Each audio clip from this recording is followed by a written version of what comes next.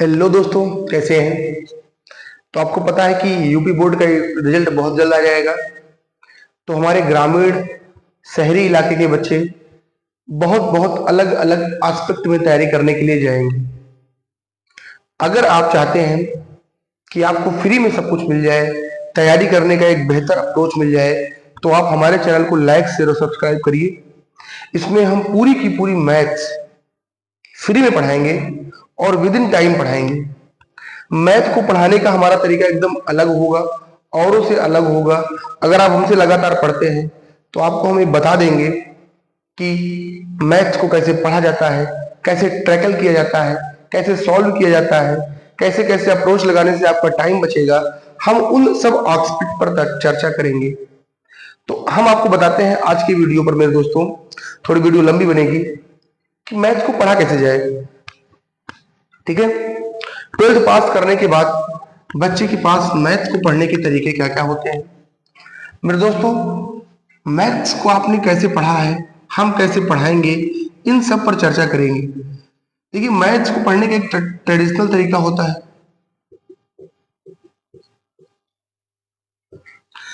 एक होता है प्रैक्टिकल तरीका,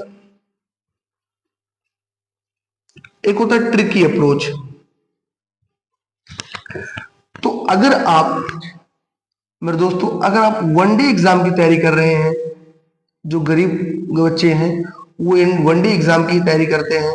वनडे एग्जाम में जैसे यूपीपी आ जाता है, आपका रेलवे की भर्ती आ जाती है, एसएससी की भर्ती आ जाती है, बैंक की भर्ती आ जाती है, एंड अदर बहुत सारे एग्जाम आते हैं जो वनडे एग्जाम के अंतर्गत आते हैं। अगर आप इन एग्जामों को ट्रैक करना चाहते हैं, सॉल्व ट्रैक क्रैक करना चाहते हैं, तो ट्रेडिशनल तरीके का कोई यूज नहीं होगा। आज के समय में ट्रिकी सवाल तो बना ही नहीं रहा है मेरे दोस्तों। तो ट्रिकी अगर आप सवाल लगाएंगे तब भी आप सवाल को अप्रोच नहीं कर पाएंगे, जब तक कि आपको प्रैक्टिकल नॉलेज नहीं है उन सवालों की। प्रैक्टिकल को ही हम लोग थोड़ा आसान भाषा में कहते हैं कॉन्सेप्ट। अगर आपको कॉन्सेप्ट का नॉलेज है तो आप कोई भी सवाल आसानी से लगा लेंगे। तो हम इन चीजों को, देखिए, ट्रेडिशनल से ही प्रैक्टिकल आता है, लेकिन ट्रेडिशनल से सवालों को हम सॉल्व नहीं करेंगे। यही अप्रोच आपका भी होना चाहिए मेरे दोस्तों। ठीक है। तो हम कैसे लगाएंगे, आइए उस पर चर्चा करते हैं। मैथ में सवाल कितने प्रकार के बनते हैं उस पर चर्चा करते हैं, और मैथ को कैसे हम आसानी से लगा सकते हैं उस पर चर्चा करते हैं मेरे दोस्तों। मेरे दोस्तों, आज तक आप अगर तैयारी कर रहे हैं या तैयारी कर चुके हैं तो आप देखेंगे मैथ में केवल दो ही तरह के प्रश्न बनते हैं। पहला सवाल बनता है रेशियो का, और दूसरा सवाल बनता है नंबर्स का।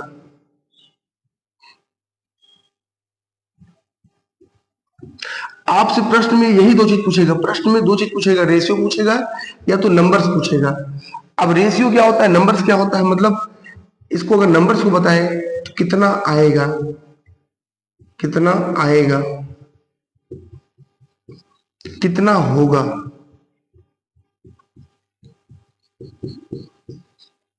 ये आएगा। तो नंबर्स के बारे में चर्चा कर रहा है। जैसे आप सवाल को दे दिया क्या होगा, क्या आएगा, तो नंबर्स के बारे में चर्चा करेगा। ये आपको सवाल में देखने को मिलेगा, या कितना परसेंट ज्यादा, कितना परसेंट कम, कितना गुना, कितना गुना गुनी, इस तरह के सवाल पूछता है। तो सवाल किसमें चला जाता है, रेशियो में चला जाता है। ठीक है। तो अब मैथ में केवल दो तरह के सवाल बनते हैं, एक रेशियो का बनता है, एक नंबर्स का बनता है। लेकिन लोगों को लगता है कि बहुत सारे अलग अलग टाइप है। आप जो तैयारी कर रहे हैं, जो पढ़ रहे हैं, वो देखेंगे कि केवल यही दो सवाल, दो तरीके के सवाल बनते हैं और कोई सवाल बनता ही नहीं है। तो रेशियो और नंबर्स के सवाल बनते हैं। तो हमें मुख्यतः किस पर पकड़ बनानी पड़ेगी, आपको रेशियो पर पकड़ बनानी पड़ेगी, और किस पर पकड़ बनानी पड़ेगी मेरे दोस्तों, नंबर्स पर। तो हम तो मैथ्स को, अगर आप मुझसे पढ़ना चाहते हैं तो मैथ्स को हमको तीन चीज पढ़ाते हैं। तीन चीज, पूरी की पूरी मैथ तीन चीजों पर डिपेंड करती है। पहला होता है नंबर सिस्टम। हमसे आप पढ़ेंगे तो केवल तीन चीज हम आपको अच्छे से पढ़ाएंगे, बाकी सब आप दिखाएंगे कि उसके यूज है। पहला होता है नंबर सिस्टम, दूसरा होता है एवरेज, और तीसरा होता है रेशियो।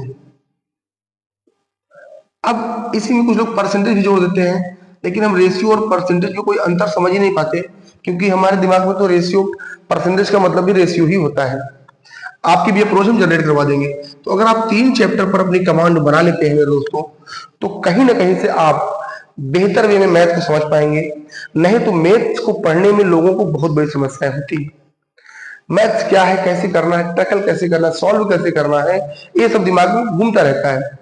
तो हम बेसिक से बेसिक बात करेंगे और एडवांस से एडवांस बात करेंगे।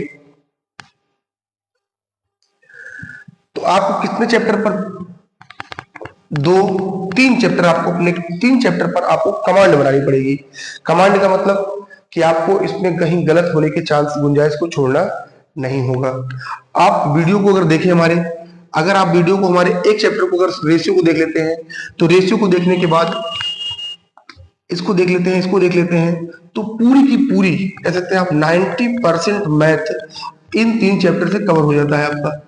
90% मैथ इन 3 चैप्टर को पढ़ने के बाद कवर हो जाता है। वो कैसे पढ़ाएंगे, क्या पढ़ाएंगे, वो हमारा हेडेक है। आप जब पढ़ेंगे प्रॉपर वे में तो आप समझ पाएंगे। आपको डेली हमारे साथ 1 घंटे तो नहीं पढ़ा पाएंगे, लगभग 40 से 50 मिनट आपको हमारे साथ रहना है, जिसमें हम आपको क्वेश्चन प्लस थ्योरी प्लस उन सवालों के कॉन्सेप्ट और लास्ट में प्रैक्टिस भी करा देंगे मेरे दोस्तों, अगर आपकी डिमांड होगी तो। हमारे लिए मेन क्वेश्चन थ्योरी होता है और कॉन्सेप्ट होता है, क्योंकि थ्योरी पढ़ाएंगे, कॉन्सेप्ट बताएंगे तो सवाल अपने आप लग ही जाएगा। लेकिन हम लोग क्या करते हैं, प्रैक्टिस करते हैं पहले। मेरे दोस्तों नहीं करना है। जो 12th पास करके भी बच्चे आएंगे या जो तैयारी कर रहे हैं, उनके लिए बेहतर अप्रोच होगा, बस आपको हमारे साथ लगातार लगे रहना होगा। तो आइए देर न करते हुए आज आपको हम थोड़ा कॉन्सेप्ट देने का प्रयास करते हैं, डेमो देते हैं। आप डेमो लीजिए 2 दिन, अगर पसंद आए तो अपने दोस्तों को भी बताइए इन चीजों को, ठीक है दोस्तों। लाइक सब्सक्राइब करना बहुत जरूरी है, अपना भी सपोर्ट करिए, थोड़ा अपना भी बैकअप मजबूत हो, फीडबैक मजबूत हो मेरे दोस्तों। तो आज हम शुरुआत करेंगे रेशियो को, और रेशियो को दिखाएंगे कि आप क्या जानते हैं अनुपात को। क्योंकि 12th में आपने अगर आप ध्यान दिया हो तो आप अगर पढ़ते हैं तो आपको 6-7 में रेशियो पढ़ाया जाता है, लेकिन टीचर्स क्या करें, उसको भी उतना आइडिया नहीं होता, तो रेशियो आपके दिमाग में डाल नहीं पाता। तो आज हम रेशियो की छोटी छोटी बातों पर चर्चा करेंगे। रेशियो को दोस्तों, मेरे दोस्तों, हिंदी में कहते हैं अनुपात। क्या बोलते हैं, अनुपात। रेशियो को मेरे दोस्तों हम लोग हिंदी में बोलते हैं अनुपात। अब रेशियो की अगर हम बात करें तो कह सकते हैं तुलना होती है। रेशियो का मतलब क्या होता है, तुलना होता है। रेशियो का मतलब होता है कंपैरिजन, तुलना करना। कैसे, एक दूसरे का कितना गुना है, एक दूसरे का कितना गुना है, एक दूसरे का कितना गुना है, ये हमें बताता है रेशियो। रेशियो की हम सिंबल की बात करेंगे मेरे दोस्तों। सिंबल क्या होता है इसका, तो सिंबल इस तरह का होता है, इसको हम लिखते हैं ए रेशियो बी। इसको और हम आसान भाषा में कहेंगे ए बटे बी। तो रेशियो को ही हम भिन्न के रूप में लिख सकते हैं, ये भी आपके दिमाग में रहना चाहिए। जो आगे होता है ऊपर जाता है अंश बनता है, जो पीछे रहता है वो हर बनता है। एक दूसरे का कितना गुना होता है। रेशियो जो होती है वो यूनिटलेस होती है मेरे दोस्तों, ये भी पूछता है। यूनिटलेस मतलब मात्रक विहीन राशि है ये। रेशियो क्या होती है, मात्रक विहीन राशि है।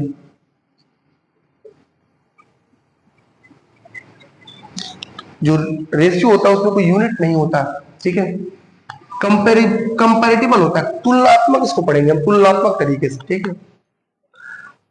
अब मेरे दोस्तों हम इस पर आपको बहुत कुछ आगे बातें बताएंगे, टॉपिक टॉपिक करके, बिंदु बिंदु करके। जैसे हम बहुत सारे बिंदु इस पर पॉइंट आपको लिखवा सकते हैं। पहले आप इतना स्क्रीनशॉट मारिए, फिर हम आगे बात करते हैं।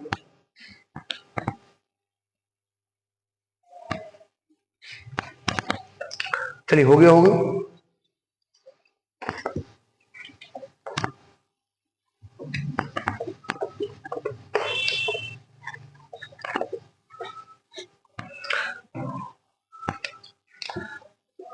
अब आपको लिखना है some important fact about ratio. देखिए दोस्तों, पढ़ाएंगे सब, हम पढ़ाएंगे आपको हम सब, लेकिन चर्चा उस पर ज्यादा करेंगे जिससे हमारे वनडे एग्जाम में सवाल ज्यादा बनते हैं। पढ़ाएंगे हम सब आपको। तो पहला पॉइंट होता है मेरे दोस्तों, अनुपात में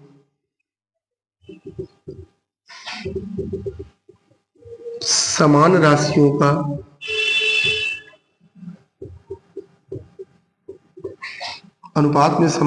का गुणा या भाग करने पर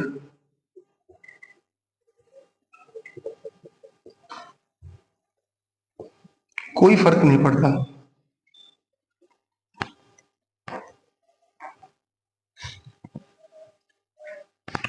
समान अनुपात में समान राशियों को गुणा या भाग करने पर कोई फर्क नहीं पड़ता। ये बहुत इंपॉर्टेंट है, इस पर चर्चा करना बहुत जरूरी है क्योंकि ये बहुत काम आएगा, इसलिए पहले इसको पढ़ाया। अगर हमने कहा 2:3 लिखा है, अगर हम इसमें 3 से गुणा कर देंगे तो जो अनुपात यहां पर है वही अनुपात यहां रहेगा। 2 3 6, 3 3 का 9। तो 2:3 को हम ऐसे भी लिख सकते हैं, इसमें हम किसी भी राशि नंबर से गुणा कर सकते हैं, तो जो यहाँ पर अनुपात रहेगा वही अनुपात यहाँ भी रहेगा, क्योंकि अनुपात में चीजें क्लियर नहीं होती। जैसे हमने कहा 1:2, तो इसका मतलब 1 रुपया 2 रुपया, 1 लोग 2 लोग, 1 लाख 2 लाख, 1 करोड़ 2 करोड़, 1 अरब 2 अरब, तो क्लियर नहीं होता। अगर अनुपात बोल दिया तो अनुपात जो होता है किसी भी राशि का शॉर्टेस्ट फॉर्म होता है, एक डिफिनेशन होती है। अगर हम रेशियो को बात करें तो शॉर्टेस्ट फॉर्म होता है, शॉर्टेस्ट फॉर्म ऑफ नंबर या shortest form of anything, shortest form of anything कह सकते हैं आप इसको। शॉर्टेस्ट फॉर्म ऑफ एनीथिंग हो सकता है रेशियो। रेशियो किसी भी चीज का न्यूनतम छोटी से छोटी इकाई हो सकती है। अब इसमें देखिए, इसमें 3 का भाग लगा दीजिए, कटा है तो कट जाएगा। 3 दूनी 6, 3 त्रिक का 9, तो छोटा भी हो गया। देखिए इक्वल हो गया। अनुपात यही है, अनुपात यही है, तो गुणा भाग करने पर फर्क नहीं पड़ता। कुल मिलाकर हमें दिमाग में ये रखना है, और ये बहुत इंपॉर्टेंट है मेरे दोस्तों, क्योंकि सवाल जब हम आगे लगाएंगे तो आपको हिंट दे देते हैं सवाल कैसे बनेगा।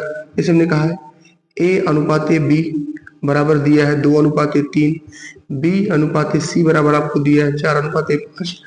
आपसे पूछ लेगा A/B/C बताइए, तो हम इसको लिखते हैं ऐसे 2 3 4 5। अब यहाँ देखिए, इसको लगाने के बहुत सारे तरीके हैं, लेकिन इसका यूज आपको सिखा रहे हैं। अब यहाँ देखिए 3 है, यहाँ पर 4, यहाँ पर B ही है, तो एक ही चीज के अलग अलग मान नहीं हो सकते। तो 4 का गुणा यहाँ करेंगे मेरे दोस्तों, तो यहाँ गुणा करेंगे तो यहाँ भी तो 4 का गुणा होगा, और 3 का गुणा यहाँ करेंगे तो 3 का गुणा इसमें भी होगा। तो 8 12 15, इसको लोग शिफ्ट करके भी लगाते हैं, वो बात की बात है। शिफ्ट करके लगाते हैं वो बात की बात है, हमें उस पर नहीं जाना है। लेकिन फिलहाल आपको ये समझना पड़ेगा कि इस तरह से हम चीजों को करेंगे, और इसका यूज तो बहुत जगह देखेंगे। जैसे आपको हमने एक दिखाया, अभी ये सब टाइप ही है, इस पर पूरी की पूरी हम सवाल करेंगे, आपको बताएंगे कैसे सवाल बनते हैं, कैसे लगाना होता है। फिलहाल आप इसको नोट कर लीजिए। चलिए, तो पहला पॉइंट हमने आपको लिखा दिया है, इसको आप स्क्रीनशॉट मान लीजिएगा, ठीक है। दूसरा पॉइंट है, अनुपात में समान राशियों को जोड़ने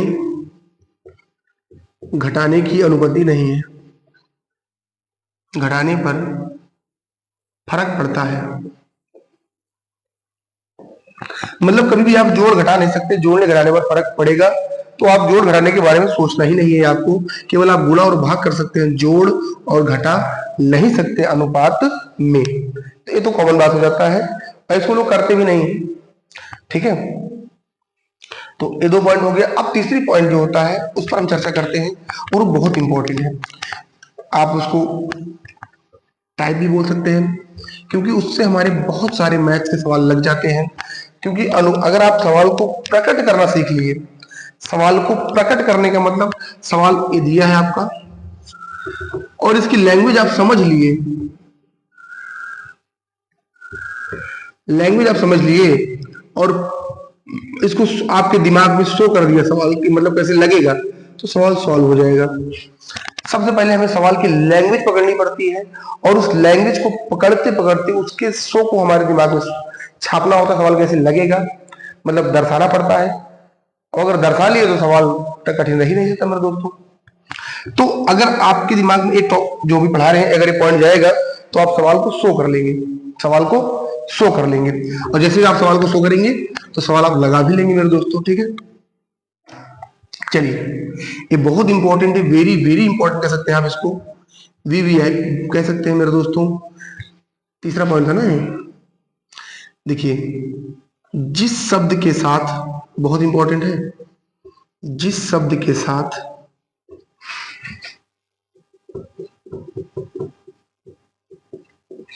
का अथवा से लगा होता है, का अथवा से लगा होता है, वह हमेशा